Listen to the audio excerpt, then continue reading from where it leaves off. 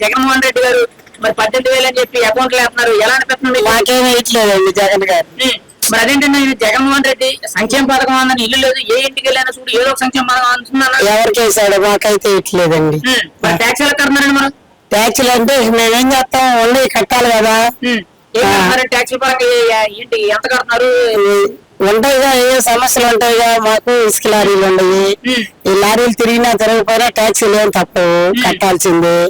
నేను జగన్ గారు వచ్చినాక మేము పట్టుమని 10 లారీలు ఇసుక కూడా అమ్ముకున్నది లేదు. ఆ బళ్ళతో ఇబ్బంది పడి కరోనా టైంలో బళ్ళు కూడా అమ్మేసుకున్నాం మేము. వాసవి ఆన్లైన్ సర్వీసెస్ మా వద్ద పాస్పోర్ట్ వీసా సర్వీసెస్ కలవు. వీసాలో 99% అప్రూవల్ సక్సెస్ రేట్ ఉంది. Please contact 8019482544. మాకైతే చాలా ఇబ్బందిగా ఉంది. ఇసుక అంటే మేము అసలు తోలలేదు, చాలా ఇబ్బందులు పడ్డాం మేము దాని గురించి. ఇప్పుడు మరి జగన్మోహన్ రెడ్డి గారు అభివృద్ధి ఎలా ఉన్నారు? 5 ఏళ్ళు అభివృద్ధి అంటే మీరు చూస్తున్నారుగా, రోడ్లేంది గుంటలేంది వాళ్ళ పరిస్థితులన్నీ మీకు తెలుసుగా. మేము ప్రత్యేకంగా చెప్పాల్సిందే ఉంది. గుంటూరు అంటే గుంటలమయమని జనం అనుకుంటానే ఉండాలి, అది మేము చెప్పాల్సిన పనే ఉంది. ఇప్పుడు ఆంధ్ర వ్యాప్తంగా అసలు జగన్మోహన్ రెడ్డి గారి పరిపాలన ఎలా ఉంది? అభివృద్ధి ఏం చేశారంటారు? అభివృద్ధి అయితే మాకేం కనపడలా, ఆ వినాశమే ఎక్కువ కనపడుతుంది మాకు. పిల్లలకి ఉద్యోగాలు లేవు, ఎక్కడికి వెళ్ళినా భవన కార్మికులకు పని లేదు. ఇసుక వేసుకున్నామంటే ట్రిప్పులు లేవు, కోరీలు 2 రోజులు మూసేస్తే డ్రైవర్లకి జరగటం లేదు. వాళ్ళ ఇబ్బందులు వాళ్ళకు ఉండే. ఆయన ఏందో అందరికి అభివృద్ధి చేశాననుకుంటే సరిపోయిద్దా? మరి రాజధాని కడతానన్నారు, ఎంతవరకు కట్టారు? ఏది కట్టలేదుగా, ఉండవే లేవు, కట్టలేదుగా. ఎక్కడ కట్టాడు? ఒకటే పూర్తి చేయలేదు. 3 రాజధానులు అంటున్నాడు, ఎక్కడ పూర్తి చేశాడు? రైతులందరూ పొలాలు ఇచ్చిన వాళ్ళు ఎంత బాధపడుతున్నారు తెలుసుగా. వాళ్ళు ఎన్ని రోజులు మహిళలు బయటకు వచ్చి బాధపడ్డారు, ఒక్క రోజుల్లో వాళ్ళని సమర్థించారా?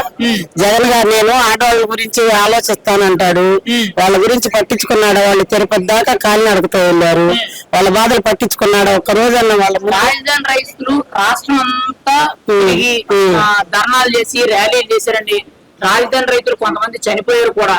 మరి ఇంతటి అన్యాయం జరిగినప్పుడు ప్రభుత్వం నుంచి కనీసం వాళ్ళకి సహాయం లేకపోతే స్పందించారు? అసలు ఓదార్పు లాగా జగన్ గారు వచ్చి ఒక మాట అన్నా పలికారా? ఇంకా పవన్ కళ్యాణ్ గారు కష్టపడి ఆయన సినిమాలు చేసుకున్న డబ్బు వచ్చి రైతులకి చనిపోయిన వాళ్ళకి ఇచ్చి, మహిళలు భర్తలు లేని మహిళలకు సహాయం చేసి ఆయన ఎంతో ఇచ్చేశాడు. కాబట్టి మాకు పవన్ కళ్యాణ్ జగన్ గారు మారాలి, పవన్ కళ్యాణ్ గారు రావాలని మాకు ఎంతో కోరిక. పాలన మారాలి, పవన్ మారాలి, మాకు అదే కోరిక. మరి మీరు పవన్ కళ్యాణ్ సపోర్ట్ చేస్తారు, ఎందుకు సపోర్ట్ చేస్తారు? ఎందుకంటే ఆయన ఇప్పుడు మామూలుగా ఏమంటారంటే పవన్ కళ్యాణ్ సపోర్ట్ చేసే వాళ్ళందరూ ఓట్లు లేని వాళ్ళు మొలతాలు లేని వాళ్ళు అని చెప్తున్నారంటే మొదలుగడ. అట్లా మరి మీరు దాదాపు ఈ వయసు ఒక 50 దగ్గరకు ఉంటాయండి. మరి ఇంత పెద్ద వయసు ఉంటే మీరు ఎలా సపోర్ట్ చేస్తున్నారు? మేమేమో చేస్తున్నాం అంటే అభివృద్ధి చూసి ఆయన కోట్లు సంపాదించుకోవచ్చు సినిమాలు చేసుకుంటే. మా అందరి గురించి ఆలోచించి ఆయన జనంలోకి వచ్చాడు కాబట్టి ఆయన మేము అర్థం చేసుకొని మేము పవన్ కళ్యాణ్ గెలిపించుకోవాలని మా పట్టుదల. మరి నేనేం చేశాడు? మాకు ఏమీ చేయలేదు కదా. జగన్మోహన్ రెడ్డి గారు నాన్నగారిని చూసారు, నన్ను కూడా చూడండి బాగా చేస్తానన్నాడు. నాన్నగారిని చూసాము, ఈయన్ని చూసాము, ఈసారి పవన్ కళ్యాణ్ గారిని చూద్దామని మాకు కూడా ఉంది. అది అంటే ఎవరు బాగోపోతే వాళ్ళు మార్చేయాల్సింది. మనము చీరలు తెచ్చుకుంటే ఒకటి బాగోపోతే మార్చి అవతలేస్తాము.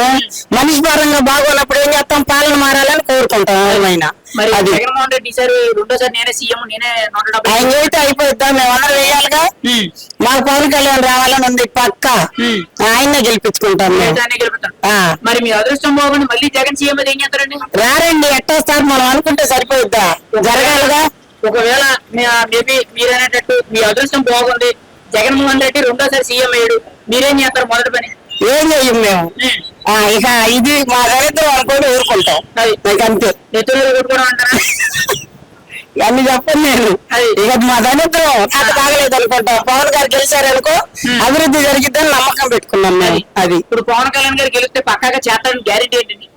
చేస్తాడంటే మరి ఇప్పుడు ఆయన కష్టపడి సినిమాలు డబ్బులు తెచ్చి జనానికి పెట్టాడంటే చేస్తాడు.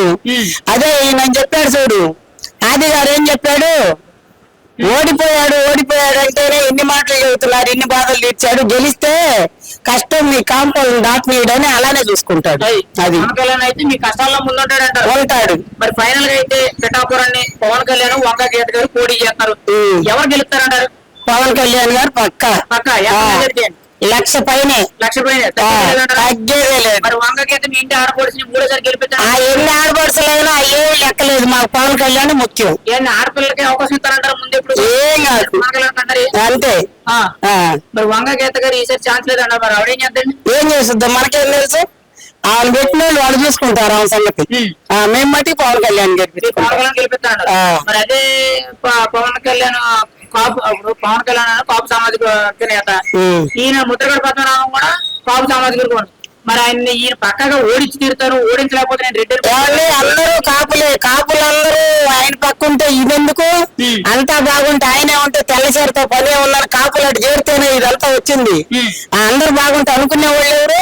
సగం అటు సగం ఇటు ఉంటేనే పవన్ కళ్యాణ్ 10 ఏళ్ళ నుంచి పోట్లాడుతుంది. ఇప్పుడు అయినా నిలబెట్టుకోవాలి, మాలాంటి వాళ్ళు చర్య తీసుకోవాలి, ఎవరు మహిళలుగా వచ్చి ఆయన గెలిపించుకోవాలని మా కోరిక. అది ఫైనల్ గా అయితే మీ నాయకుడిని గెలిపిస్తానంటారు పక్కా. అది ఎంత మెజారిటీ ఇస్తారండి? లక్ష పైనే. లక్ష. అది గెలుపు కోసం ఏమైనా చేస్తానంటారా? ఏమైనా చేస్తాం.